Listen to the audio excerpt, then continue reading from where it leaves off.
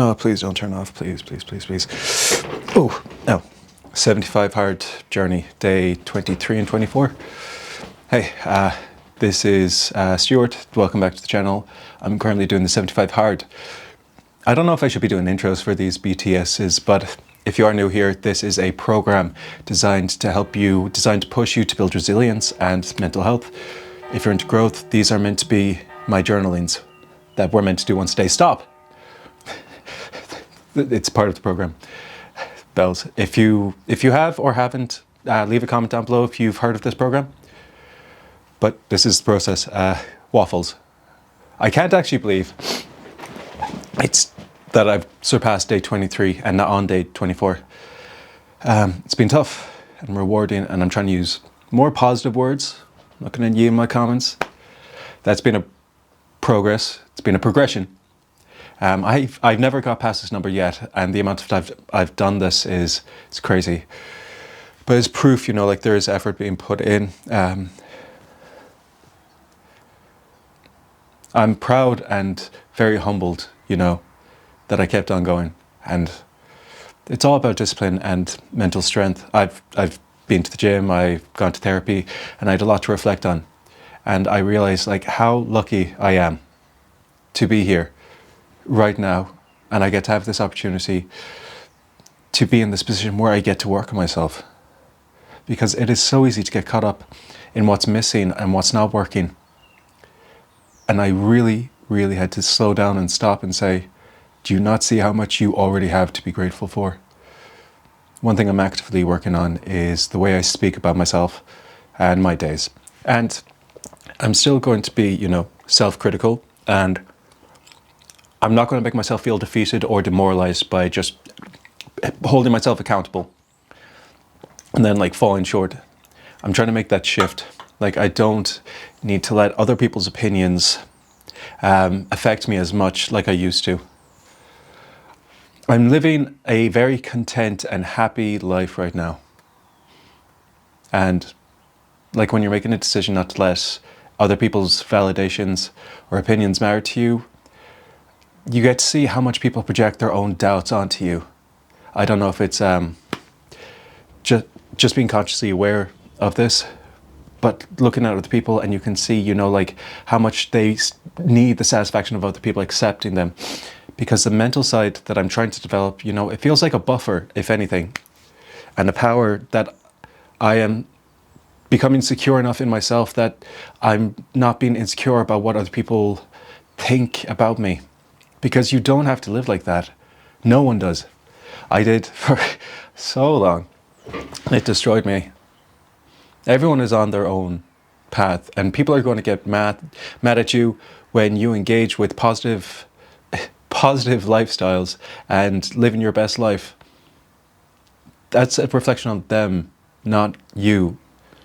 Last few days, financially I'm in a mess, career uncertain, emotion, and mentally, I'm the strongest I've been in so long. I feel like I'm in a completely different place than what I was last year. This time last year, how many times did I attempt this feckin' challenge and had breakdowns, and I felt so lost and struggling so bad. And I was hiding this from everyone, especially online, because I didn't want people to perceive me as a failure and an abject failure. And I hid it from my family because I didn't want them to do the same. And that threw me into a spiral. Right now, I'm still working through stuff. My reading list right now is It's Okay to Talk by Sam Cooper. It's literally a book about mental health, how to broach the subject, because I've always found it hard to have conversations about my mental health, especially with my male friends. My father, my grandfather, my cousins, and just asking people, how are they actually doing? A lot of men struggle with this. I know everyone struggles with this, not just predominantly men, but in society there is a more expectation for it. There's an amazing brand here called How's Your Head by Mark Donnelly, and it's all about the initiative to have open conversations about mental health to break that stigma. He started quite a number of years ago, actually. And his story is very interesting, and the success he's had is amazing. But the way that he creates a space for people to talk without fear and shame, those are the words I'll use, is brilliant. because it's okay to be human. And I've always found it easier to talk to my female friends, but I want to be an advocate that it's something for everyone. And yeah, the big thing though right now is actually my diet. Something I've noticed is my strength is down, not dramatically, but down. I could feel it. I hit a push day today, incline, flies, dips, and I was struggling to push not a light weight, but a relatively okay weight. And see how I'm not mentioning that. But I know like a few months ago, I could easily have added an extra 10, 15 kg to us. And it comes down to my diet, because I'm doing a keto diet, a ketogenic diet. Low carb, high fat, high protein. And it's working amazing for my energy. It's definitely, I just want to say I'm not a nutritionalist. I'm just sharing my experience, so don't take this as gospel. This is chalk and cheese. But it's curbed my cravings, and it's kept me so much more focused, and it's keeping me disciplined. I'm so much more cognitively aware, consciously aware. But it's a balancing act, because particularly I'm trying to find what works for me. And when it comes to like diet in general, we need to find what works for our bodies the best. Like, don't follow the diet just because someone says it's the best, or it'll make you look a certain way. If it makes sense for your body and you achieve your goals through it, then do it. One of the biggest wins from this journey, from what I've learned, is a healing relationship with my food. Our relationship with food is one of the biggest ones we have in our life. And I've had a tumultuous relationship. I've struggled so much with it because I bounce between extreme restrictions, emotional eating. I've talked about my addictions with food and my eating disorders and how it's affected my life and my mental health and my self-esteem. I don't go deeply into it, but I'm transparent about it, how I now see old habits creeping back in. And I'm really aware, of the experience that I had, and I see the patterns, and I don't give them space. I don't need them, because like my lore is when I was like 13, 16, you won't find many pictures of me back then, because I thought I looked great. And now I look back at it, it's quite horrifying of how I actually looked and what I was doing to my body. How many notches I could put into my belt. Can I get another one by next week? I was so self-destructive and completely lost. Recently these patterns was coming back because of stressors, but the difference is now I know I can stay in control, and I know my worth, and I know what the food is. It's not an enemy, it's a fuel. I know that's a lot of ands that I just said, but like, it's for nourishment, and I can still love it. And I'm not ashamed of having a full stomach, or, having stuff that I really like. That probably isn't like the best to eat. Like, I say that for majority of stuff anyway. What I'm fueling myself with, I know how many calories I need for my body to get to a certain weight safely. I know how much carbs I need, fats, proteins, the micronutrients I need to stay healthy. And I can do that whilst enjoying the foods that I want in my life. It's not about taking everything away to have, what am I trying to say? I'm trying to fuel my body so it feels energetic, and I guess what I need to have a good mental state. I just know it's coming, that I'm going to fail at some point and I'm going to slip up. And I feel like, because I'm quite happy where I am now and I'm appreciating every moment, I can stay here even when I do slip up, and I can give myself the grace.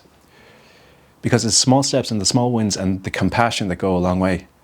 So just like for anyone who is on their own journey, their own fitness journey, healing journey, just trying to better themselves, keep going and just like appreciate the small things that you have in a day, and see later on like how far you've actually come, because the goal is there, and we'll leave it there. We're going to work right here, right now, and be actively present.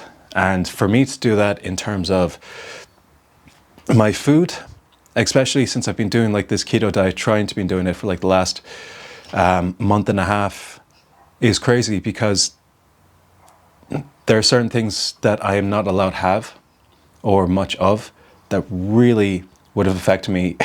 Why am I talking about like it's such like a heinous thing? I loved tortillas. Like everything I'd have would be in a tortilla, and I've kind of like mediated that. Yeah. Just being able to know that my cravings aren't as bad anymore for for like alcohol and chocolate and like energy drinks, caffeine in general. Like everything has come so far down. My sleep pattern is still whack. I mean, look at my face. I look like the crow's feet have crow's feet. But besides that, everything right now is, I'm content. I'm having happy days. Even when they're bad days, even when they're bloody terrible and I want to call it off and I want to say just to everyone, I still have happy days. Yeah, this is the waffle for the last 2 days. I think I'm literally just regurgitating what I was thinking in the gym and from therapy. The gym is a great space for me to kind of be introspective. It's like meditating, being mindful, going for a walk and just giving yourself time to process stuff. And oh God, yeah. In the gym today, there was a lad, like when I say a lad, I mean like he is probably one of the biggest guys in there. And you use blocks sometimes when you want to put them on a machine so you have an easier time pushing up the weight. And he does an immense amount of weight. It's very impressive. And he came over to the machine I was on when I was doing the press. And I thought he was going for like a place at the side, but no, he was going for a block that I wasn't using. So I start pushing up, pushing down. And like, damn, I could have caused fingers. And I felt really, really bad, like my bad about that. But yeah, the gym was good. Did a self-tape in the gym today, which was interesting for a roll. So we'll see how that goes. But in terms of everything else, it's going to be a good weekend. It's going to be a good weekend. I've got a funny video coming out today. I think it's funny. I think it's funny. Yeah. Oh, so, whoa, it got very dark. Sorry. So have a good day, the day you deserve. And hey, this is Stuart. Let's chat soon, okay? That's a podcast.